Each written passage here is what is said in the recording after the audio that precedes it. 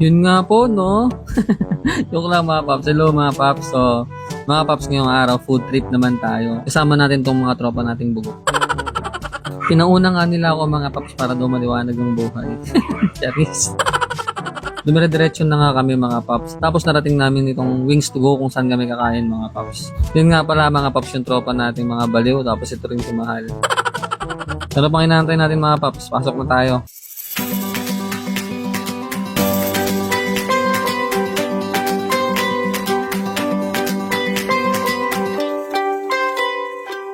Nilabas na nga natin mga paps itong mahiwagan natin camera. Kala nila picture pero video talaga yan mga paps. Una na nga nilang snerve tong rice mga paps kasi alam nilang malakas kami mag-rice mga paps. Kitang-kita naman sa mga katawan namin, 'di ba mga paps? Tapos sinunod na nga i-serve tong manok mga paps. Ito nga mga paps yung nakuha naming flavor. Sarap no? Tapos kumuha na nga rin ako ng sopot paps pambalot sa mga manok charis para sa kamay pala yan. At ayun na nga mga paps, kumakain na nga kami dito. Medyo away-away muna kami kasi gutom na rin lahat. Pero nakakamiss yung gantong ganap mga paps kasi minsan-minsan na lang kami magkita ng mga tropa kong ito. Pero solid pag nakikita-kita pa rin kami. Parang walang pinagbago mga paps. Ganun dapat yung mga tropa. Hindi porke tropa, araw-araw dapat magkakasama mga paps. Kasi may mga obligasyon na rin tayo sa bawat pamilya natin mga paps. Kain nga lang kami ng kain dito mga paps habang kwentuhan konti. Siyempre nakakamiss talaga yung gantong banding mga paps eh. Hanggang sa 3 na lang kaming natira kasi umalis yung dalawa at may emergency. Kala ko nga mga paps, iiskamin nila ako eh. Habang kumakain nga ako dito mga paps, nagchichismisan yung dalawa. Mga musang kasi tong dalawa na to eh. Gusto ko sana makimusang mga paps, kaso nga hindi ko marinig. Kaya kumakain na lang talaga ako dito. Bahala kayo dyan.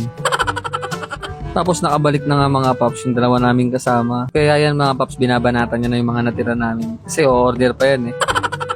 Yun nga mga paps, nagpapahinga na nga kaming lahat dito. Pero si Brother Boon, ayan, kumakain pa rin.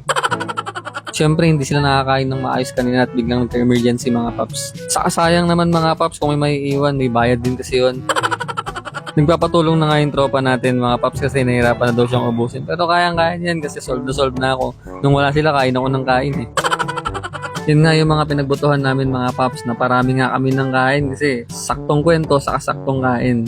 So, ibig sabihin mga paps, solid-solid yung kain natin dito. Pagkatapos nga namin kumain mga paps, nagbayad na nga si Duna mga paps para makaalis na rin kami. Tapos tignan nyo, bigla pa silang nag-Sharon. Balutin mo ako. Bro, kantaan mo. Balutin mo ako.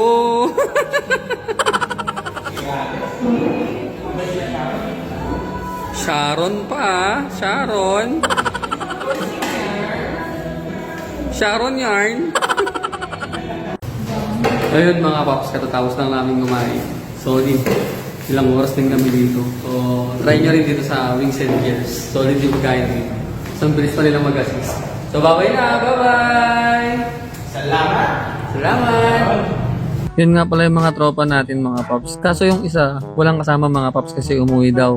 Kaya yan, medyo loner siya.